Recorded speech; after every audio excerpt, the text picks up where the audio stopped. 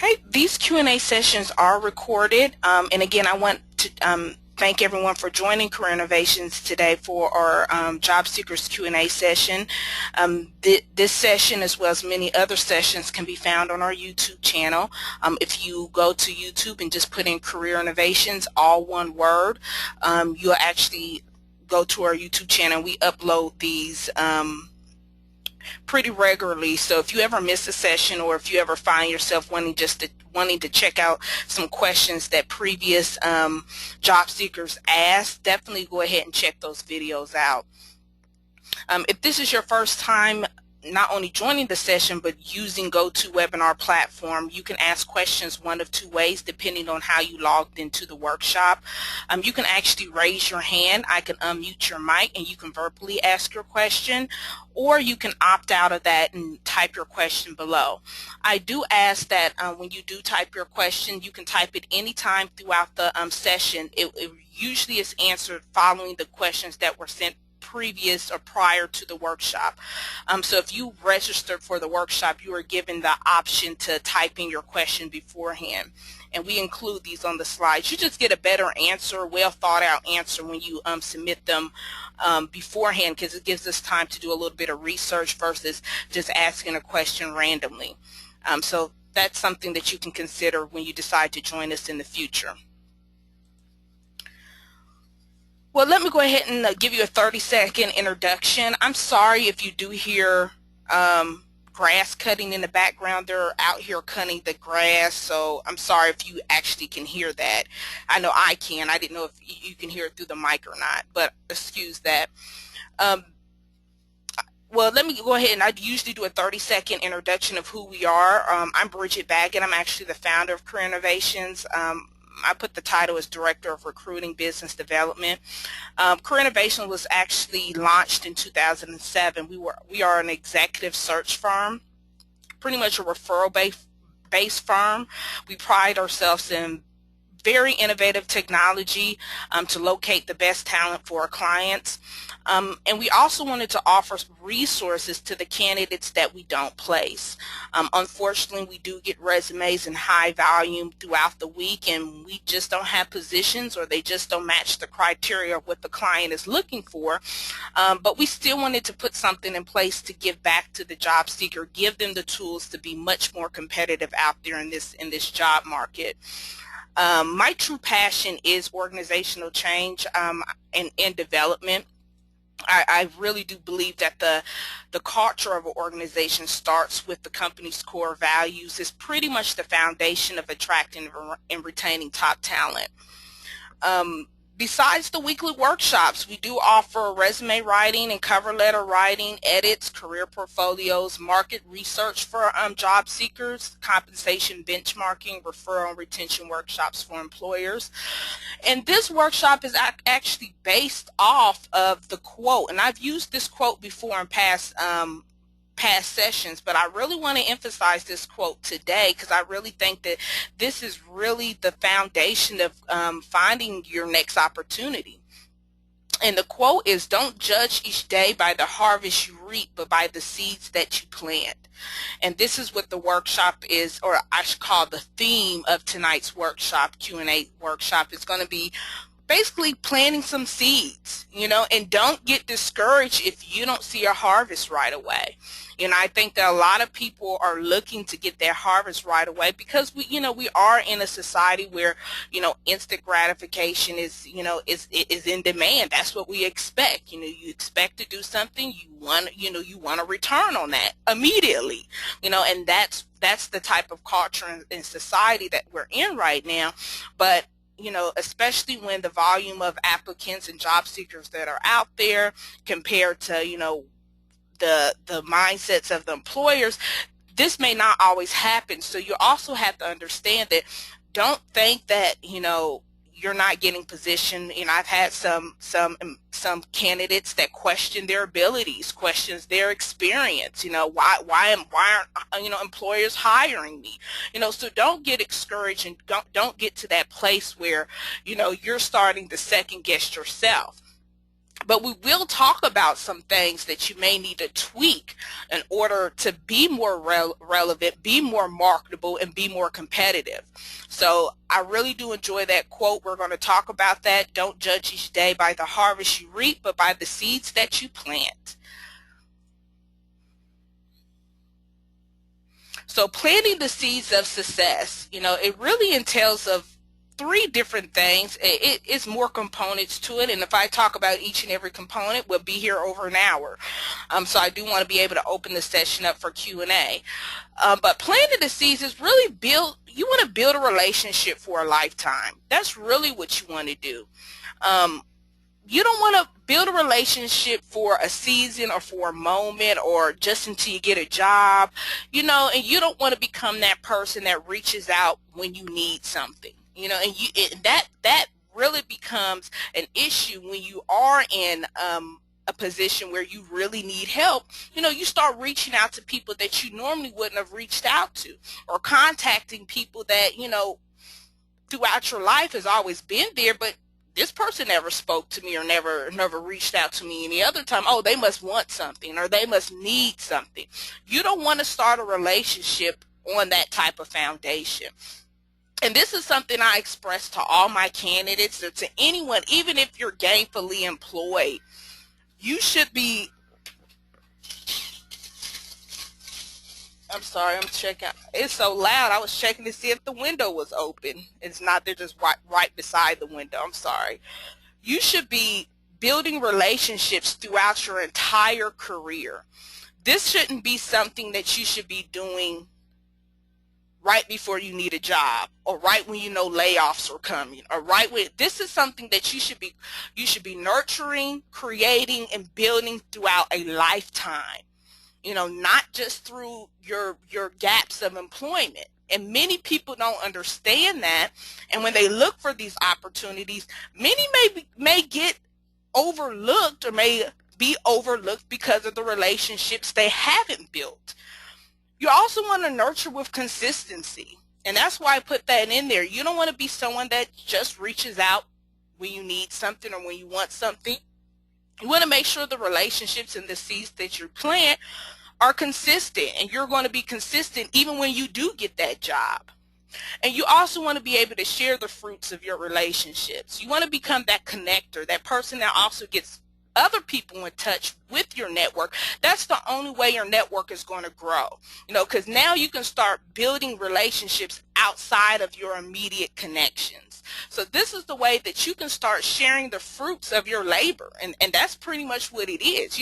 I'm benefiting, but let me show you how I'm benefiting. This is the person that you can contact, or this is the person that you can get in touch with, and this should be something that should be an ongoing process regardless where you are in your career. So this is why I think this is the foundation of a job search.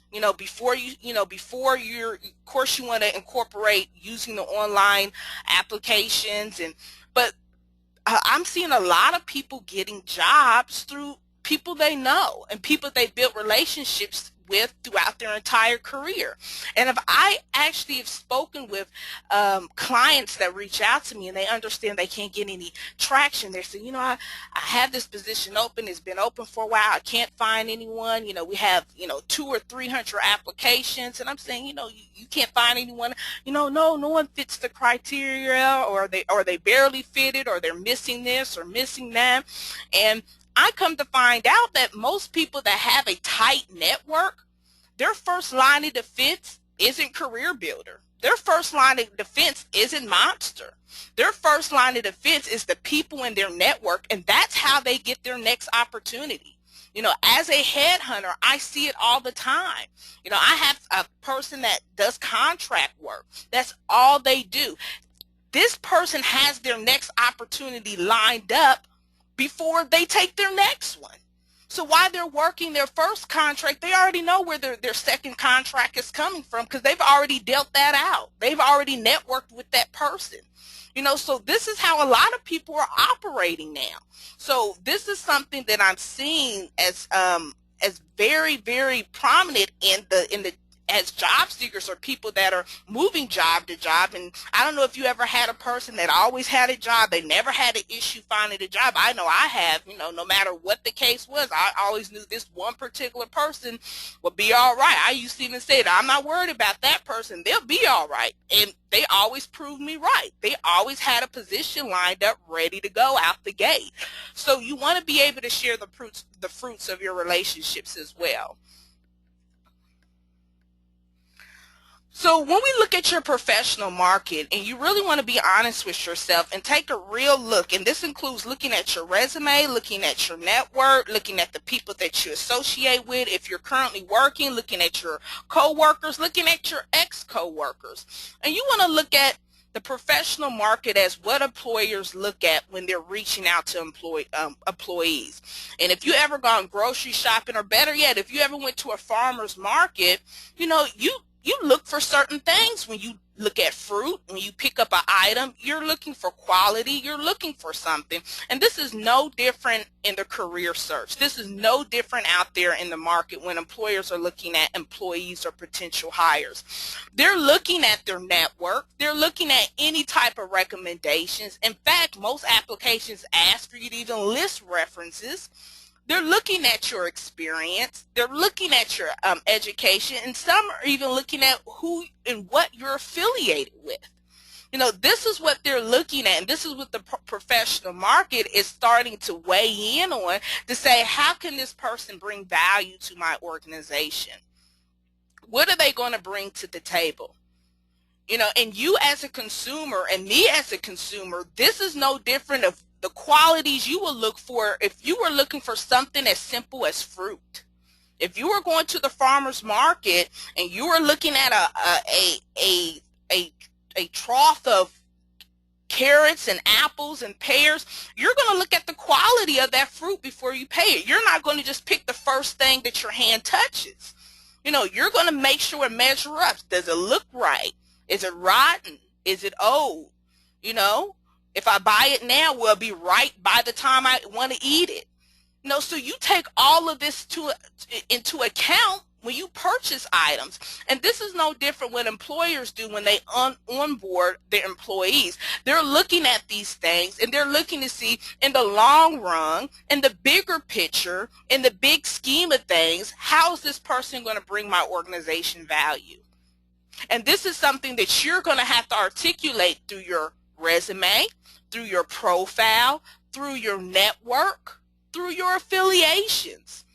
And you're definitely going to have to prove that through your experience and exposure.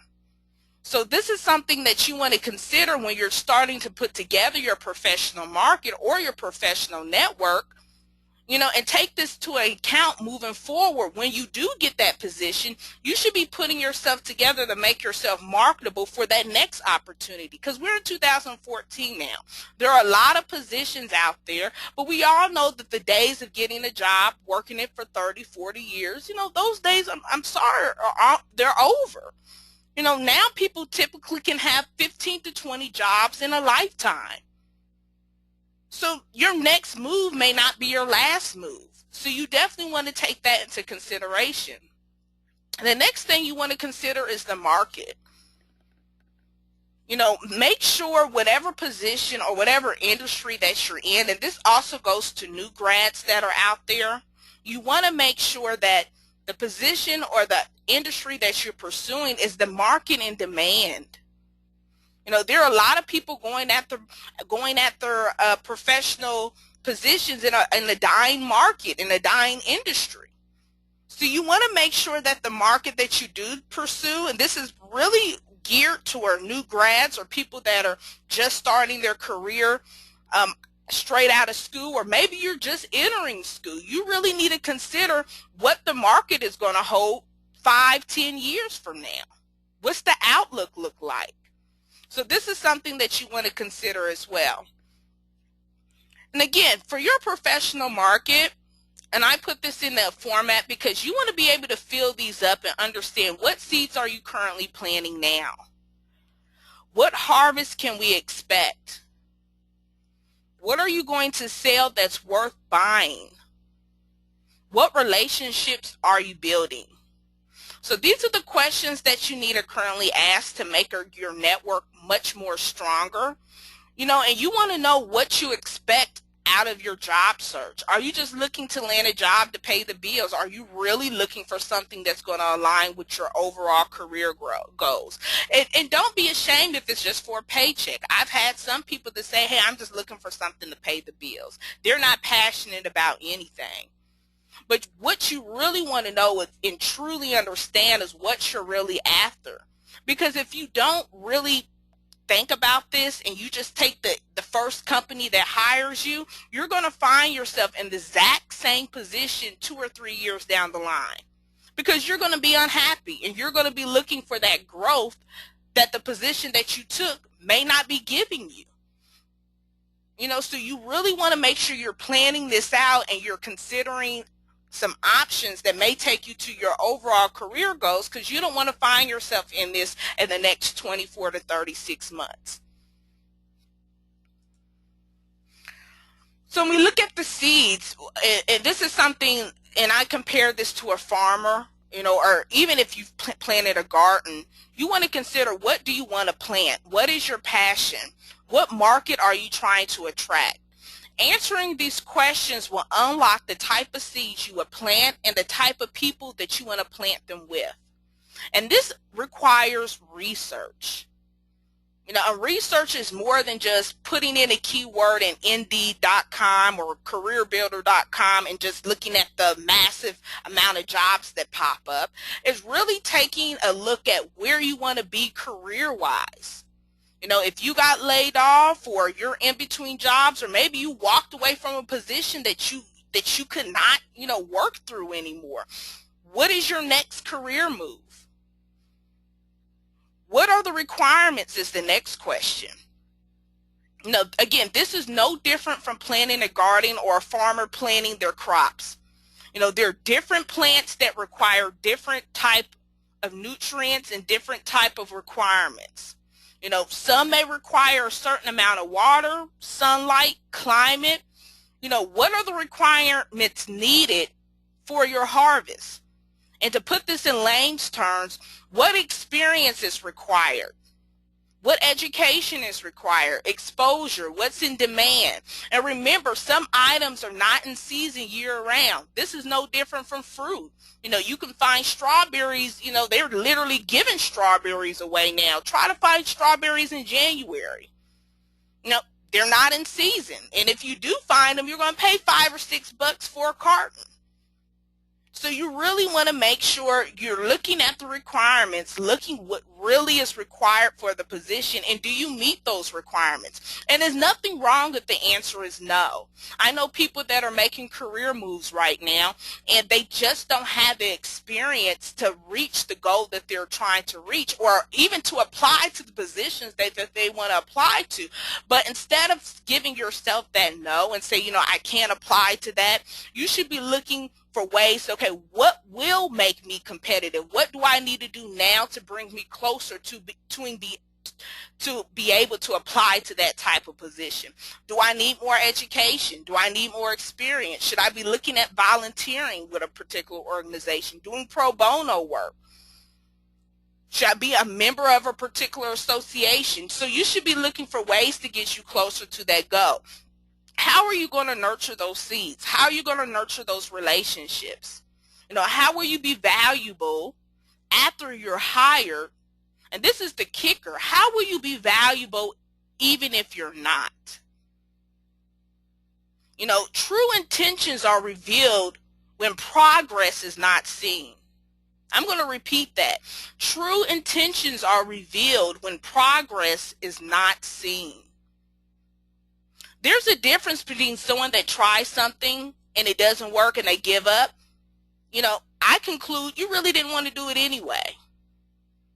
And I have people that I applied to a couple jobs, didn't hear anything back, so I'm just I just changed my whole vision. And it's kind of I understand, but at the end of the day, I'm like, you really didn't want to do that anyway. Because if you did, you would have put some more work into it to find a way to break through in that industry that you so-called said was your passion. So you're gonna have to remember that, whatever your intentions are and whatever you reach out to your network for, you're gonna have to be consistent. Nobody wants a flip-flopper. I apply to this one week and then I'm going to apply to that next week, and they're totally unrelated. And one way that you can nurture your relationships means that you can do articles of interest, you can join a community involvement action, you can enjoy some type of association, volunteering. You want to be able to add value to your network, and that gives us to our next point. How are you going to bring value to your network? And how will you share the benefits? And I think this goes hand in hand with each other. Sharing the benefits is something I'm doing right now, teaching, giving Q&A sessions. This is what I love to do. I don't get a dime for doing this. I do it because I want to help people like you that are looking for a job. That shows true passion. That shows true intentions. Some people are board members of nonprofits. Some people do strictly volunteering work to give back, speaking engagement, blogging. And it's not only so much how they share their benefits, they come across as an expert in that particular industry. And employers love experts. So you do want to keep this in mind while you are looking for your next career search. And when you do finally land a job, make yourself much more marketable and competitive by doing things like this. And not only does it make you feel good, it gives back to the people that gave to you. So we're going to move to the questions that we have. We're about 30 after, and I want to make sure I get to, I only received 2 questions, so I'm going to talk about those, and I'm going to open up the line. The 2 questions I received was chronological or functional resume, which is better. Then I received, what are growing fields for someone with a Ph.D. in the humanities or in humanities and extensive teaching experience? And I did get the second half to that question. It was pretty much they were unable to land a position in the college system. They're looking for an alternative career choices that are great growth potential, and the Ph.D. again is in American Studies. Okay, let's start with the first question. Chronological or functional resume, which is better?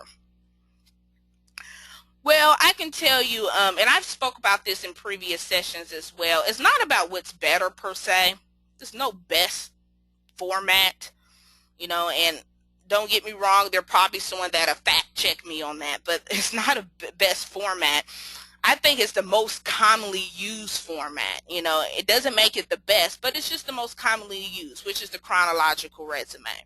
The format that most employers see, that most desire, I should say, is the chronological. It doesn't make it better, it just makes it a preferred layout. Us being creatures of habit, we gravitate to things that we know. We gravitate to things that we're used to seeing. Functional resumes, on the other hand, they focus on your skills and experience rather than your chronological work history. That's a red flag to employers. Because even though you're focusing on your skills and experience, first of all, they want to know how long were you exposed to this particular skill set. Are you putting something on your resume that you're highlighting that you hadn't done since '98, and we're now in 2014? So is that skill set that you're highlighting even relevant to today? And also they look at functional resumes as someone that has gaps in their employment history. And they think that many people, and I don't even want to use the word think. Many people use functional resumes for that purpose because they are trying to cover up the gaps in their employment history. And it would not look appropriate to show that I wasn't working for 3 years at a time or 5 years at a time, or my last job was in 2005. So people do use that, and that's why it's a red flag, because they find, okay, this person's hiding something. When's the last time you actually were a full-time employee? And on the other hand, a chronological resume pretty much shows that you either are or are not gainfully employed, and there are ways to actually explain the reasons why you're not, but they rather have that revealed up front than having to probe this from you throughout an interview, because again, it comes off as you trying to hide something. My favorite format, just to throw it out there, is the combination resume or a hybrid resume. It's the best of both worlds. It's a combination of a functional and a chronological resume. In that format, it still highlights your skill set. And I don't like to say skill set. It highlights your accomplishments, because at the end of the day, employers want to know what you accomplished and what value you brought to your previous employer. And at the same time, it still shows your positions in chronological order. So at the very beginning, right when you have that career profile, in 98 it was called objective. I don't use objective anymore. I use, like a career summary or career profile. Underneath that, you will have your highlights, your accomplishments, your aha moments, and from there you will have your experience in chronological order. So it's kind of a hybrid resume, and that's the format I usually like to see. But that's the format that Career Innovations use when writing a resume, because the first thing that's going to engage the employer are those aha moments, are the value that you brought. Because I've mentioned this before, employers hire people for two reasons: either they're saving them money or they're making them money. Unless you're working for a non-profit, corporations they want money. They're in it to increase their bottom line. They're not giving you a job to put your kids through school or to give you extra money. That's the benefit of working for them, but that's not why they're doing it. They're doing it because they need someone to perform a particular task that's going to bring them closer to a number, or bring them closer to their ultimate goal, which is to increase their revenue. So that's what I think that should be at the forefront of the resume, is how you're going to bring that organization value. The next question, I hope I was able to answer that question. Definitely follow up if it wasn't clear. Next one, what are the growing fields from someone with a Ph.D. in humanities and extensive teaching experience? You're looking for alternative choices besides pretty much the traditional professor, working in the school. And it sounds like that you've been unable to land a position, which shows that you've been applying. To be honest with you, I could give you numbers all day what are hot in humanities and what some positions that you can look at. I would really have to look at your resume to look at what your experience are. I can't just base it on a Ph.D. in American Studies. I would have to look at what have you done, if all you've done was teaching, or have you worked in corporate America, or have you only been working in the education industry? Because besides the degree that you have, I also want to look at what can you bring to an employer besides the Ph.D., because that's what they're going to hire you for. Don't get me wrong, the Ph.D. is a plus, but they also want to look at the experience and some of the things that you've done with other employers that they're going to find valuable for their organization. And at the end of the day, you want to look at positions, or look at not only the great growth potential, but what's going to make you happy. What do you want to do? What do you want to do? And from there, you can look at, does the position or does the job title or the industry that I want to do, what does that look like? What does that growth potential look like? Don't base it on what's hot now. I'm just going to go for the job that has great growth potential now, because guess what? It may not have great growth potential tomorrow. You want to go what you really love to do, but then you do want to consider the growth potential. And my question would be to you, with the Ph.D. in American Studies, why did you get that degree in the first place? Nothing's wrong with it. I think it's a great field to go into, but you also want to revisit the reason why you went to even get this Ph.D. What was your reason for getting the Ph.D.? Were your intentions to become a professor, to get tenure, to become a full-time professor? Were your intentions to do consulting or get more in humanities or economics? Or what was your intentions when you got this degree? Because you want to revisit that, because that's going to help you pick out a career that you're going to follow, and that's going to be long term and not just what's hot now or what's the trend or what's growing now. It's going to be something that you're going to embrace long term. So if you want to follow up on that question, as far as if you want me to look at if I look at your resume, I can give you a better overview of what your experience looks like, that you'll have a better chance of applying to and getting based on what's, the trend or what's in demand. So if you want to do that, I'd be more than happy to review it and take a look at some options that may fit your particular accomplishments or skill set. And those were the 2 questions that I have, and I hope that helped you out. My contact information is right here. And again, for the 2 that asked the question, if you want to send me a direct email, it's listed on this last slide. We're on all the social media outlets. Shoot us a line. You can go to LinkedIn and write us a recommendation. Let us know how we're doing. At the end of this workshop, there's a survey. It's only 10 questions. Just give us some feedback, what can we improve on, how we can better our best, topics that you'll like to see, that'll give us some feedback on where we need to be moving forward. So right now I'm going to open the line up and see if I have any questions from any of the candidates right now. I do see a question open.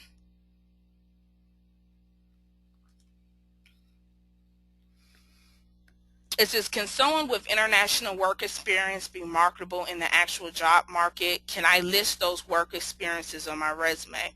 I'm a U.S. resident and a recent BA grad. I've had an internship in a consulting firm during my senior year, but most jobs that I heard from are abroad.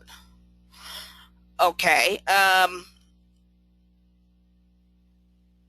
International work experience is marketable in the actual job market. I think that if you're relating it to something that the job market is looking for, which means if you're relating it to something that that the job or the company that you're applying to is hiring, I would actually see that as an asset to have someone that has that exposure internationally, that's worked internationally. So I don't see why that would be a issue. So I don't know if the issue is because you're saying that you're a recent grad for a BA graduate, U.S. resident, and a recent grad. So I don't see that an issue. And I don't know if when you say a U.S. resident, do you require sponsorship, or are you a permanent resident? Are you so that may be something, may not be your experience. It may be a company that if the case is that you require some type of sponsorship to work for the company, that can be an obstacle. That would be more so of an obstacle than your experience, because in order to sponsor anyone, it's money. Companies may not be in a situation where they can sponsor a particular person or get them a visa to work in their organization. And even if they can, they may look at U.S. citizens or people that don't require a sponsorship, and may consider them over someone that does. So I don't know if that could be a barrier. It doesn't. You didn't say, you just said U.S. resident, so I don't know if you would require sponsorship. But that to me would be more of an issue than your international work experience, because I can see employers are pretty much holding a little bit on their funds, which means that they're making different decisions with how they spend their money, and some are opting out on sponsoring individuals. So that could be an issue. I do see another question. While reaching out professional staff in an organization to either network or push your resume up front, who from manager, I'm sorry, I'm trying to read this. Who from the manager or managing principal, VP, and principal should the concern be addressed? So basically, when you're reaching out to professional staff, who should you address it to? I can tell you this: if you're reaching out to someone professionally for a job, you want to look at who's going to be a part of that hiring process, which means that You can look at the hierarchy by, whether it's a position that, and you didn't give me a actual job that you may be hiring for, but I'm going to just throw out, hey, I'm looking to do a marketing position, a person in marketing, you may want to reach out to the director of marketing or the VP of marketing. If you're in IT, you want to look out at the, IT manager, director of IT, CIO. So you want to look and reach out to people that are going to be directly involved in the hiring process. And some people have the misconception that recruiters are involved. No, we're not involved in the hiring process. If I was an internal recruiter, I am a third-party recruiter, so I have some type of influence, and the internal recruiters have influence as well on the hiring process, but the final decision is going to come from, again, that hiring authority, which is that manager or the person that's going to be over you. So those are the people that you should be reaching out to. So like you said, the VP, the director level, managing partner, I would definitely get those involved. And even if you send it to the wrong person, I've had times when I've reached out directly to employers on behalf of candidates, and they will direct me to the right person and say, hey, so and so's over this job. He's the VP of this. Thanks for the inquiry, but this is the person who you need to send this to, and they'll forward it for me. So don't get too hung up on the exact person, and this type of, especially if you're reaching out to a huge company where you have so many people involved in the hiring process and so many people that are over departments, you may send it to the wrong person, but hopefully they'll send it to the right. As long as you're sending it to those, like you said, those people in decision-making positions. Next question I have is, when applying for government positions, what type of resume format is preferred, and is it okay to add your LinkedIn account to your resume? Okay, and I did get your follow-up, Patrick, far as the residency. Okay, I understand now. So that shouldn't be an issue then. It's preferred far as the government positions, what type of format? First of all, government positions, they're going to ask you for everything. I've actually seen people apply to government jobs, and I'm surprised that they ask you everything but your blood type. So you have to be very thorough when applying for a government position, and they have their own format in which they want you to submit this information. When you read this, and this is one thing I can tell you on applying to a government job, is read the directions. The directions is gonna tell you and outline exactly what needs to be in your resume. I've seen government positions that tell you that this needs to be in your resume. It has to be spelled out. If it's not in your resume, you will be either listed as a, you'll lose points off your submission, or they will eliminate your submission altogether. So you have to read the instructions when you apply to these government positions, because you're absolutely right. Your resume that you have has to be very thorough. When I mean thorough, it's going to exceed the requirements of a Fortune 500 company or a private sector company's resume. The directions will tell you, if they ask you to list the experiences that pertain to that job, depending on a G14 or whatever level that you're applying for, they're going to look for, okay, do you have G14 or XYZ civilian experience? If so, it has to be spelled out on your resume. So the format, block format, but the format really doesn't matter. The format should be very, it sounds cliche, but very militant. No graphics, none of the, I've seen some people, none of all the little stuff, all the little added stuff that people have on their resumes. It should be very uniform and very direct and detailed. That's what the government's looking for, and you really want to look at, like I said, read through the requirements. Most of them will tell you what needs to be spelled out in that resume, and you're going to have, even if it's not in there, you're going to have to find a way that you're going to put those experiences in there that are going to correlate and be consistent with that job description that they're asking for.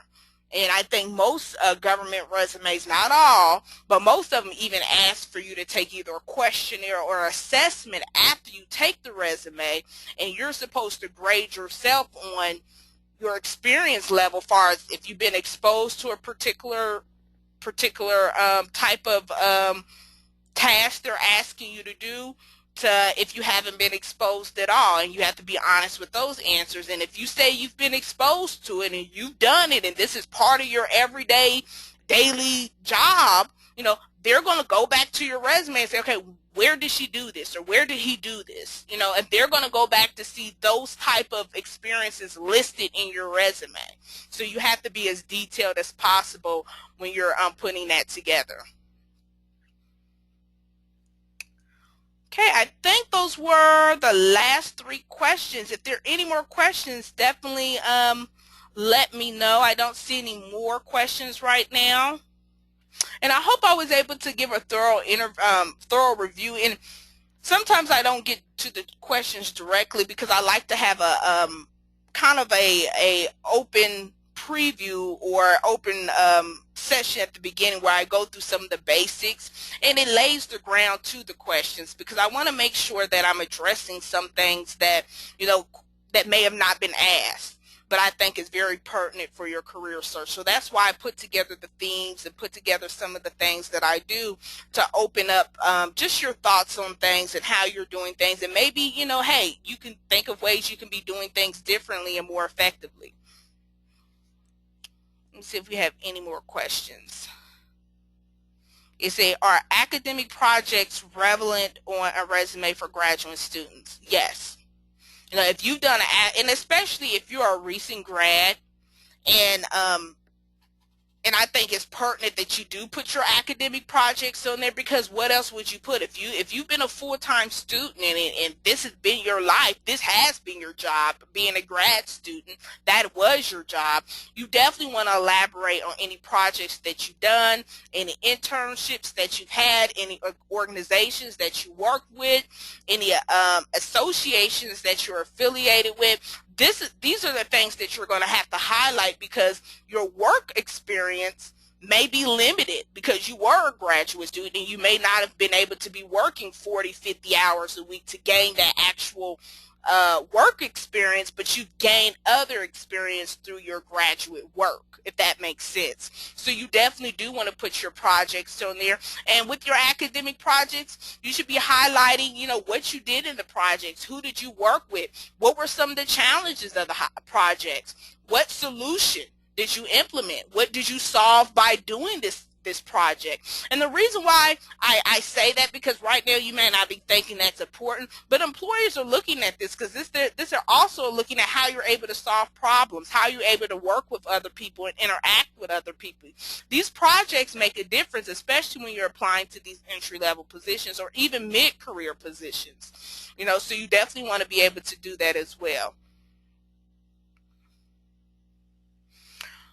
I have another question. When the recruiter's looking at the resume for the first time, do they really only look at the first page and ignore the other pages? Is there enough space in the front page, so between education and experience, which is more important, let's say for a PhD level person, for instance?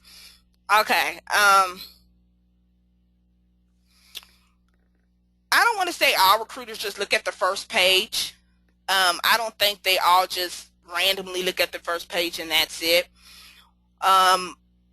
What they're doing, they're scanning your resume to see if you are, first of all, they're seeing if there's any pertinent information there that's going to correlate to the position that you applied for or the position that they have open. So if this is a person that has a lot of resumes in front of them, that's all they do is look at resumes all day. They're scanning it. I wouldn't even say they're reading it. They're scanning your resume for things that stand out. And that's why I said at the beginning of the workshop, and I actually put in there for that question about what was the best format, is that I like the hybrid format, because it eliminates them having to even go to the second page, because a lot of people's accomplishments they put throughout their experience. But say you had an awesome aha moment for a position that you did, before your most recent position, and guess what? That's on the second page. You know, in order for them to see that aha moment, they would have to look at the second page. That's why I like the hybrid ones, because you actually put all your accomplishments, all your solutions, any value that you brought in the organization, you put that on the first page. That's the first thing they see. Under your career profile or summary, you should be having your accomplishments, your aha moments, because guess what? That's going to entice them to want to look at the second page, because they're going to want to look at, where did this person do this at? Where did this person increase this or provide this or streamline that? You know, let me read, you know, let me look through their experience to see where do they implement that solution. So you definitely want to be able to put that at the front, because that's going to get them to look at that second page if you have it. PhD, as far as if you have a person with a PhD, person with a lot of experience, a lot of education, you know, it's acceptable to have more than, you know, to have a longer resume, more than a one-page resume. So it's acceptable, because we know that this person has, you know, a very extensive education, and more likely with a PhD, unless you went straight from undergrad, graduate to PhD, most PhDs I know, you know, they were working in between. You know, I know a lot of people that were getting their PhD while they were working. So you still will have work experience in there somewhere throughout your entire educational career. But it still doesn't take away from you putting those accomplishments on that first page, because that's what they're going to look at. The degrees are nice, you know, is a plus, but they're also going to look at, what can this person bring to the organization that makes them valuable? And that's what they want to see up front. And I hope that was able to answer that question.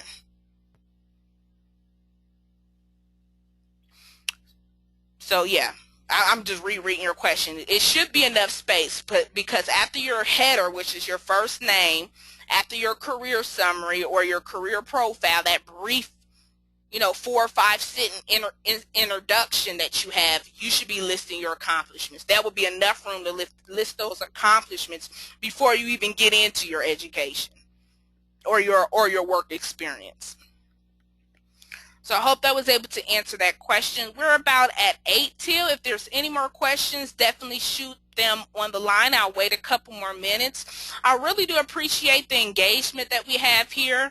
I'm happy that I'm able to help. If there are no more questions, definitely shoot me an email. I'll follow up if anything was not made clear on this workshop.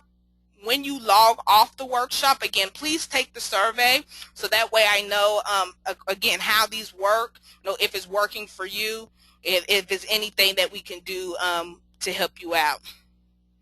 I do have one last question. I was told it's not necessary to put your full address on your resume.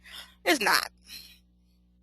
No, you don't have to put your full, and most people don't, because they you know, because so much identity theft is out there.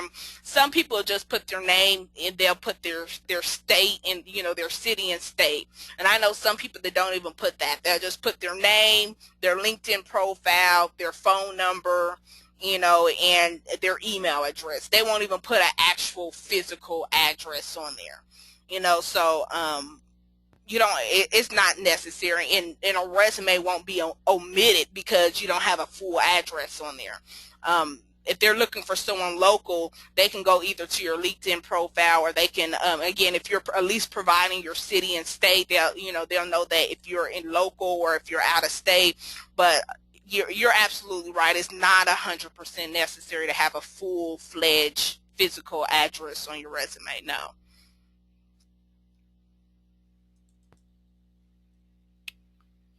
Okay, I don't see any more questions. Thank you so much for your time. I look forward to any questions that you have in the future. Shoot me an email. Connect with me on LinkedIn. I'm under Bridget Baggett. There's my name on the last slide. Just look me up on LinkedIn. I'd be more than happy to connect, or you can give me a ring.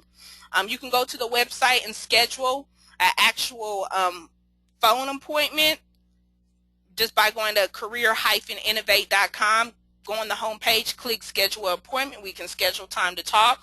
If you have more things that you would like to talk to or get a little bit more detail. Oh, can I have your email? My email is actually on the last slide. If you look on the screen, if you're not logged in to see, my email is my first initial last name, which is B Baggett, BBAGGETT at career, CAREER hyphen or dash, is not an underscore, innovate, INNOVATE.com. If you weren't able to get that, go to LinkedIn, look up my name, Bridget Baggett. I'm probably like one Bridget Baggett in the entire LinkedIn system. I think it's only 2 or 3 of us. You'll see me, Career Innovations. If you click on my LinkedIn profile, my email is in my career profile on LinkedIn. So if you weren't able to get it here, you can get it on LinkedIn. Thank you so much, everyone. Have a great night, and I look forward to seeing you next week. We'll do it again, 7 to 8. Talk to you soon, and good luck on your career search.